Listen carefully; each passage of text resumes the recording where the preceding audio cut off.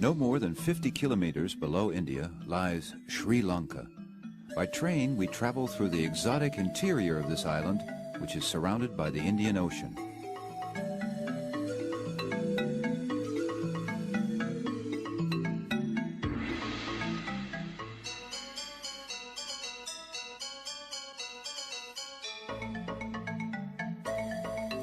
A journey through Sri Lanka means encountering glistening beaches, decorated elephants, Buddhist cloisters, tasty tea, and majestic ruins. Sri Lanka is a fairy tale region, sometimes also called the Tear of India. We begin our journey in the southern port of Galle. For centuries, seafarers from all over the world had moored their ships here. Some came to take on provisions. Others had less than good intentions and tried to colonize Sri Lanka. In 1505, the Portuguese have come in sailing boats and they landed in the port of Galle. The Dutch came in the 17th century and they built a huge fortress which still exists in its old glory. The old buildings inside the fort of Galle are still maintained in its old glory, and the fortress of Galle also we are maintaining in its old glory. And now the United Nations organization UNESCO has recognized the fort of Galle as one of the heritage centers, an ancient monument. They have recognized the fort of Galle. So all the communities live side by side very peacefully. Galle can boast of a city where various communities, various types of people are living side by side quite harmoniously. A few times each day, a train departs from Galle, traveling along the south coast to the capital, Colombo. Most of the stations and railway lines were built by the English. During the British colonial period, the railways flourished. Since the departure of the foreign rulers, the railway lines have deteriorated somewhat. But this makes the journey through the island extra fascinating and colorful.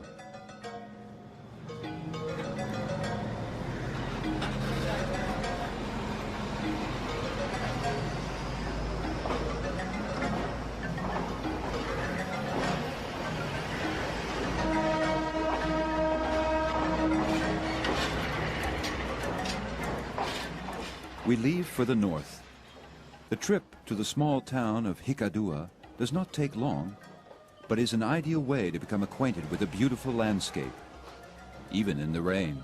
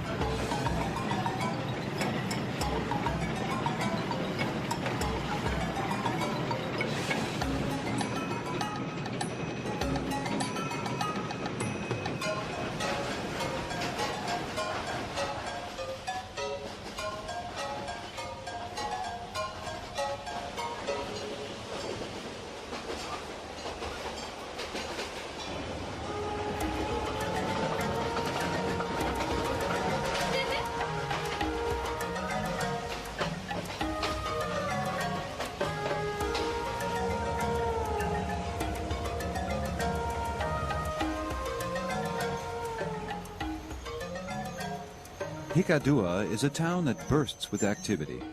Many tourists are lured to this place by the glorious beach and the many cheap guest houses and eating places. The one who dines here has to like fish, for it is usually on the menu. Every day when the sun has barely risen, dozens of colorful little boats with their catches arrive at the Hikkaduwa harbor. On the beach, the market vendors are ready to sell their fish.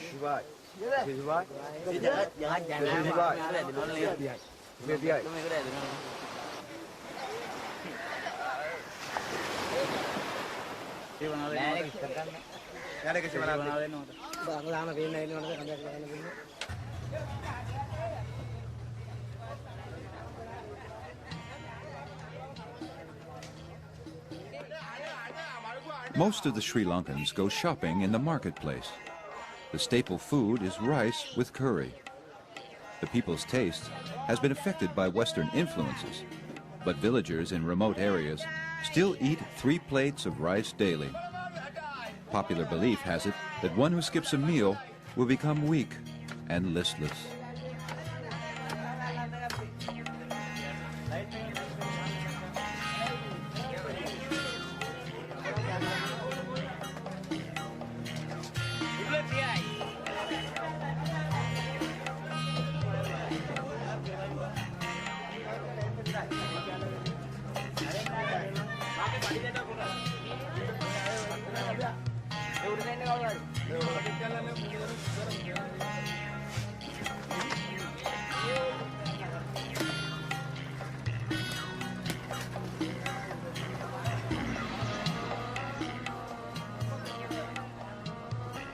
We leave the busy market to board the train.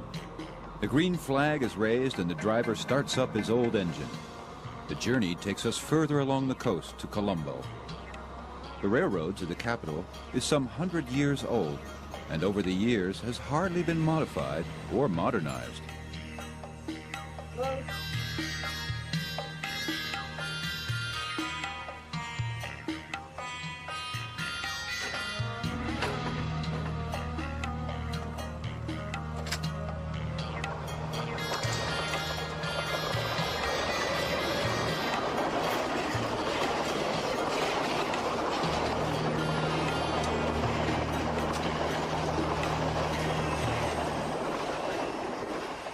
The trip takes a little over 3 hours.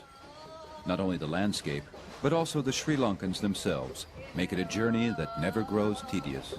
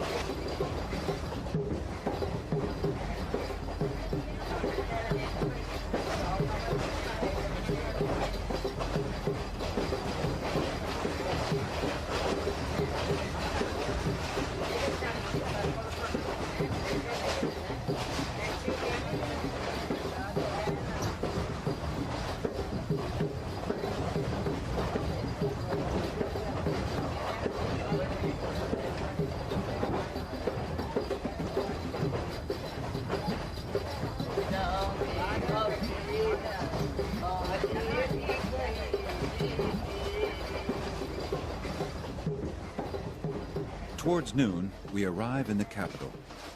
The central station, Colombo Fort, is situated near the harbor.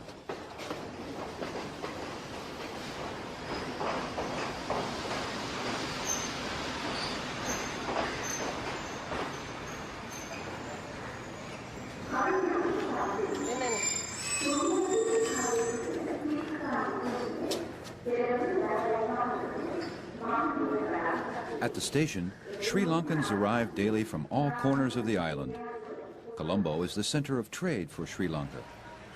The city numbers more than 1 million inhabitants and is a melting pot of races and religions.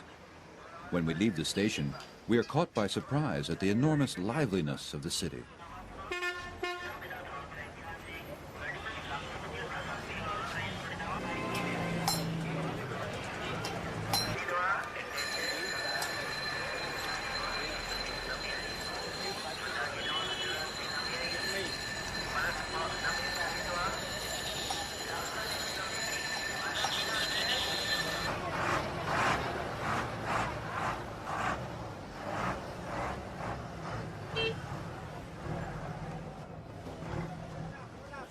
We've arrived in the Pattaya District. It is Colombo's busiest market area, full of traditions. The Bazaar District is a mosaic of market stalls, shops, and small commercial properties. The area is broadly grouped in alleyways, each with its specialization, such as jewels, ironware, or textiles. In the Fifth Cross Street, noses are stimulated alternately by tea, curries, and spice-based medicines. Really, anything is sold here.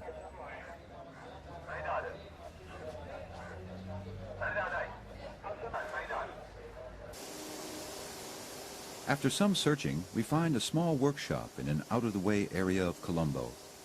Mechanical work and polishing is being done here on a splendid locomotive, the Viceroy Special. This antique beauty, built in 1927, originated in Darlington, England.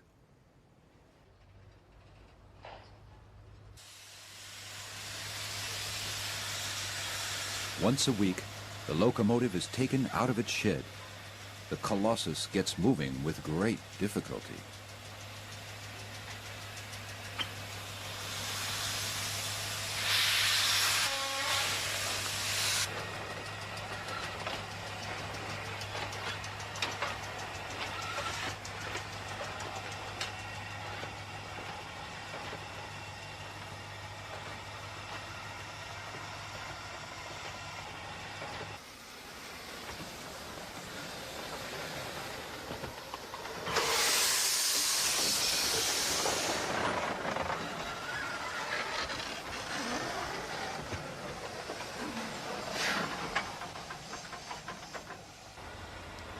The Viceroy Special Tour was created by the Englishman Sir Thomas Maitland.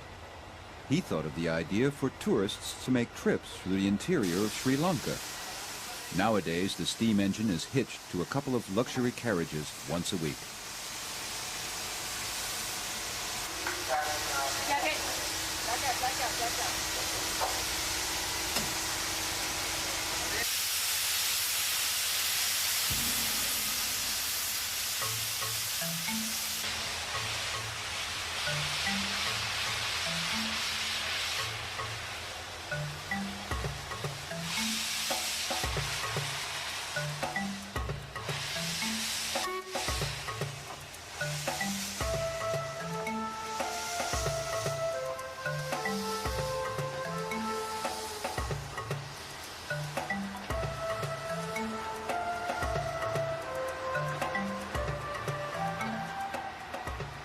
It is a beautiful sight when the train slowly starts moving.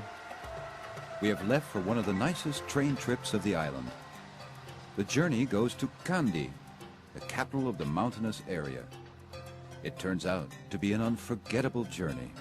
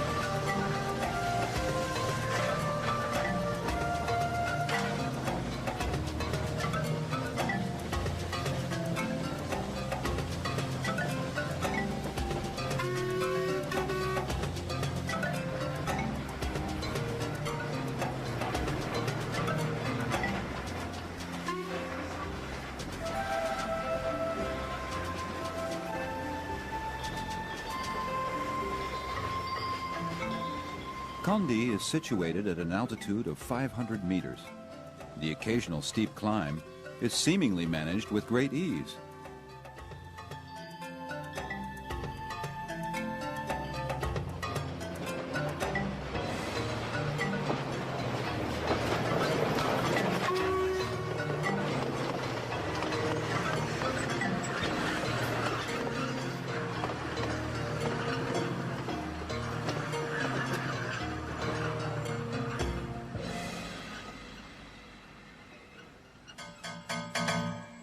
Halfway along the journey, however, the train stops.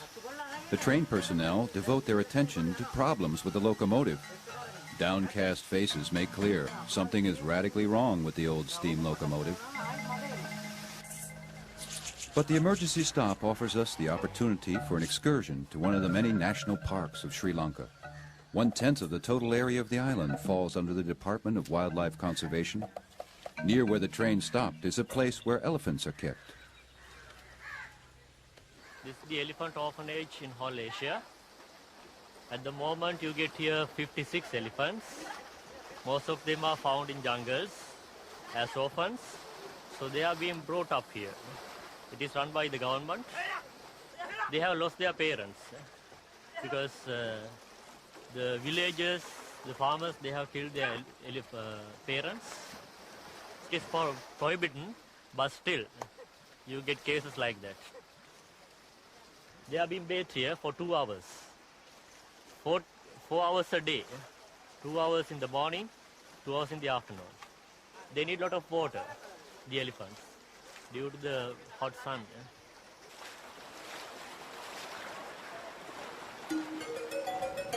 We continue our journey in the same train, but with a diesel locomotive. The steam locomotive is left aside to be repaired.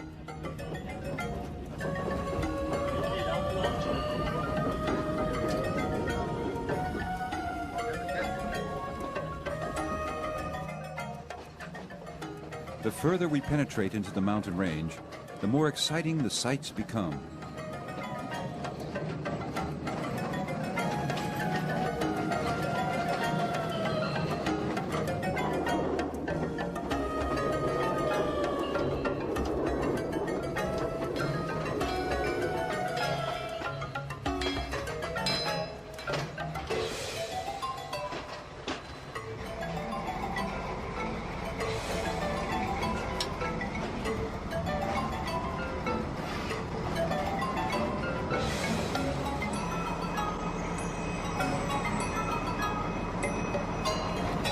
Finally, we arrive at Kandy. This town is the center of Sri Lankan culture. Kandy, with its 100,000 inhabitants, represent the living past more than any other town in Sri Lanka. It is primarily the religious capital of the island.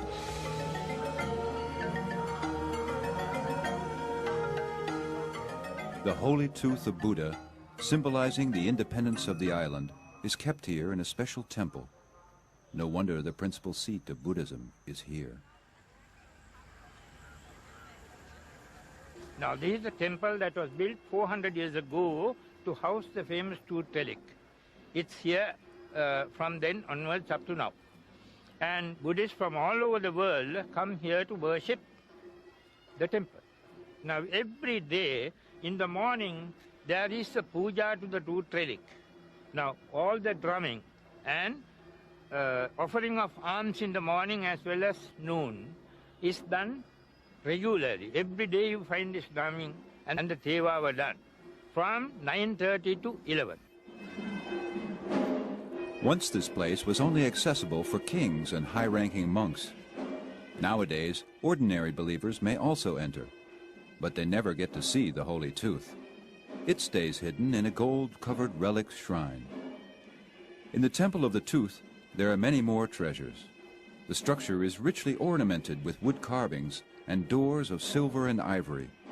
Monks from all over the world come here to say their prayers.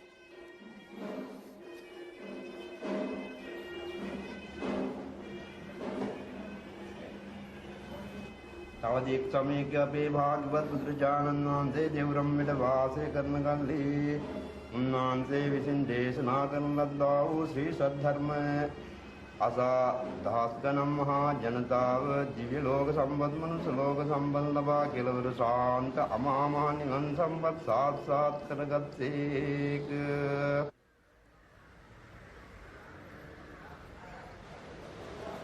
When the first sunlight appears above Kandy, we get ready for the last part of the journey.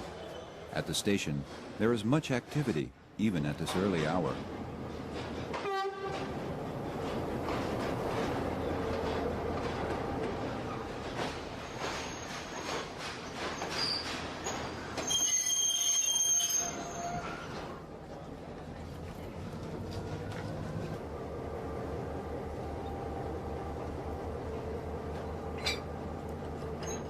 Kandy is the terminus of the main line.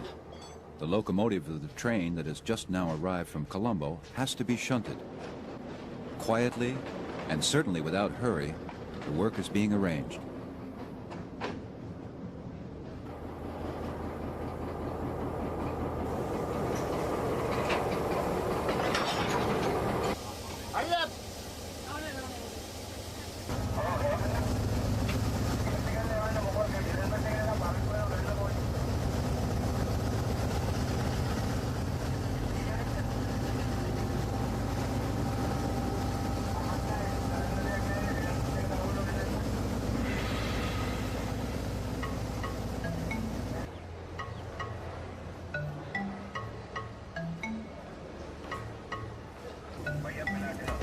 The last part of the journey takes us still further into the mountain range on our way to Nanu, the heart of the tea cultivation.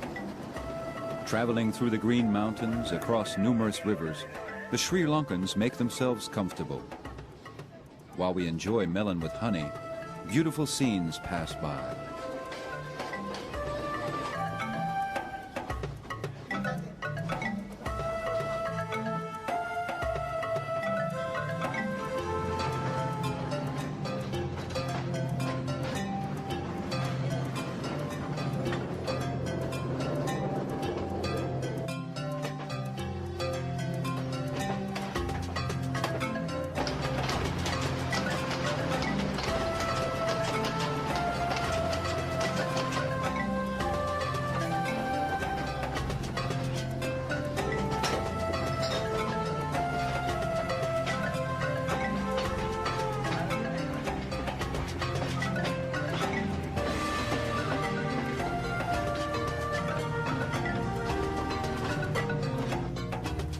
We go higher and higher. Centuries ago, these mountains served as protection against the occupiers of the island. On different occasions, the holy tooth of Buddha was brought to safety here. The Portuguese, Dutch, and English who colonized Sri Lanka never got control of the population of this region. Also, the Tamil Tigers, who are now fighting for their independence, hide here.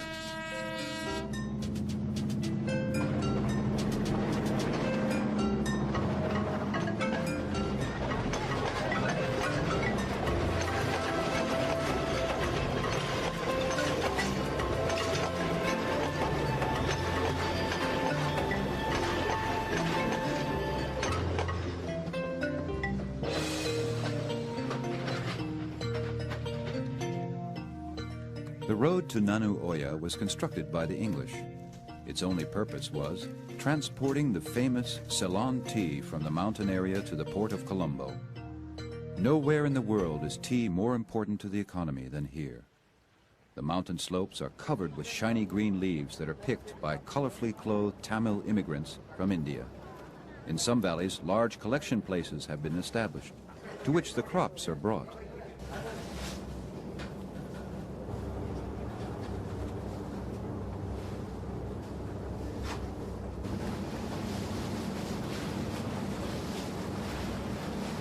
The female tea pickers of Sri Lanka gather more than 230 million kilos of tea yearly. Thus, Sri Lanka, formerly called Ceylon, is the largest producer of tea in the world after India. The gathered leaves are dried, rolled, crushed, and fermented. After rolling, many veins remain in the rough tea pellets. These are removed by hand with extreme care. When the tea has been sampled and inspected, it finds its way to places all over the world.